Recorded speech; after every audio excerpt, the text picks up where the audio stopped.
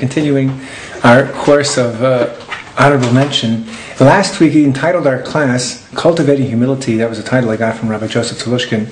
And we're continuing now this week with fundamental techniques and how to acquire, how to maintain a modicum of humility. And this class is Lenishvus Rachalea Bas Chaim Tzvi Alel Shalom. Thank you all the people in the Na'aleh staff. Okay, important rule. As the Gemara says in Yuma, you should always try and speak very gently to your fellow human beings. And very active speaking gently encourages people to look at others as equals.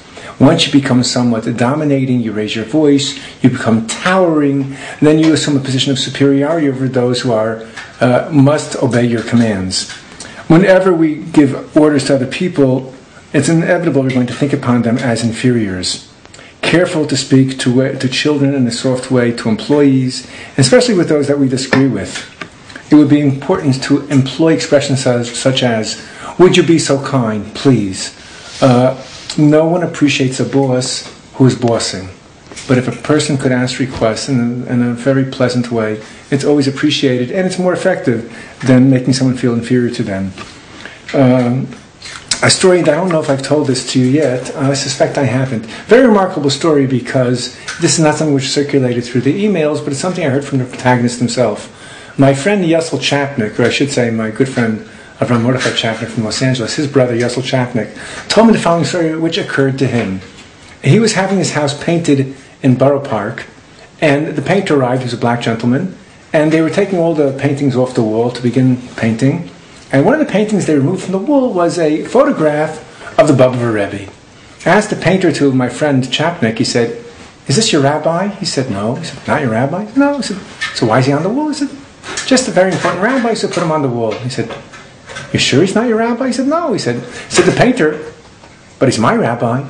Chapnick said, "What? Holy dingling. What? No, really, he's my rabbi." And then the black painter pulled out his wallet and removed a photograph of the Baba Rebbe. He said, "What's going on here?" He said, "I'll tell you.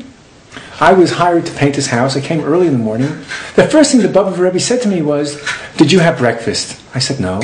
He sat me down and he waited upon me and he served me breakfast. Then he said, 'I want to speak to you.' And I knew exactly what he was going to say. Everyone gives me the same schmooze. They tell me they're paying me good money and they expect a perfect job." Said the Baba Rebbe, "Listen here. We once had a world that was perfect. Total perfection. But then the temple was destroyed. And ever since, there's never been perfection. So I can't ask you for a perfect job. All I ask you to do is try your hardest. And I appreciate what you're doing." So ever since, you know how one person recommends another, and the Rebbe recommended me to his Hasidim. So every time I get a job, come in the morning, no one offers me breakfast, but they start with a schmooze. And they tell me, "Listen here, I'm paying you good money, I want a perfect job." And I say to them, "You want a perfect job? But there's no temple." And I hope to get the message. Okay, so it's important to speak to people who are inferior to you with respect. It's important not to speak about our achievements to others unless you have a really pressing reason to do so. As it says in Mishlei, let others praise you and don't be the one who praises yourself. Zar v'lo picha. It's very tempting to flaunt our accomplishments, and you have to make every effort to try and refrain from doing this. Don't try and impress other people.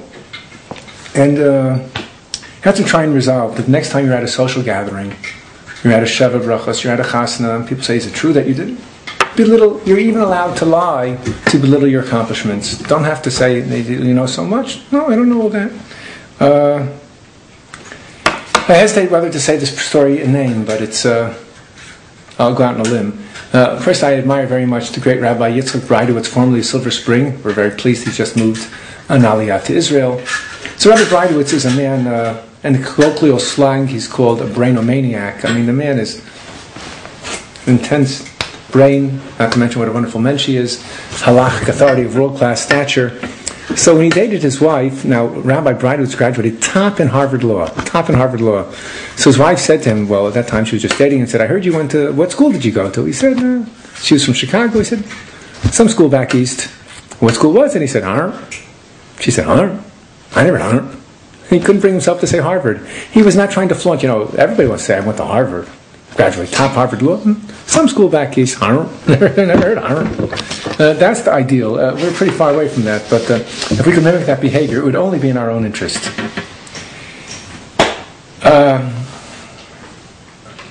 It's an interesting thing. The word for chumrah is someone who is machmir. Machmir is one who is stringent. And there's a Yiddish slang. It's an unfortunate pun. Machmir sounds like mach farmir. I'm doing it for myself. I'm doing it, farmir. Look, I'm so stringent. I look how pious and devout and righteous I am. The fact of the matter is, it would be a remarkable thing, as someone once pointed out. Why is it people always find areas to be stringent where other people know about it?